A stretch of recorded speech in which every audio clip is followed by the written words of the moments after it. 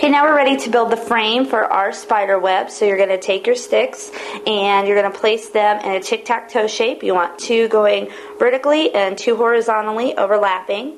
And we're going to tie those together, but also I recommend putting just a small amount of glue. You can use your tacky glue or you can use a glue gun. And you're just going to glue these together before we start putting that ribbon on there to make sure that they stay good and tight. So glue your tic-tac-toe shape down.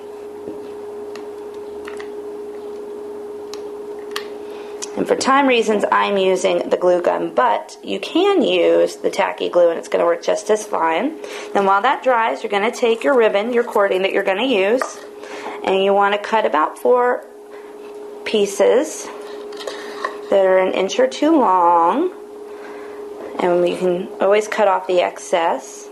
So we're just going to cut 3 and now 4. And set that aside. And you want to begin wrapping the corners of your box with this. So we're just going to slide this under here.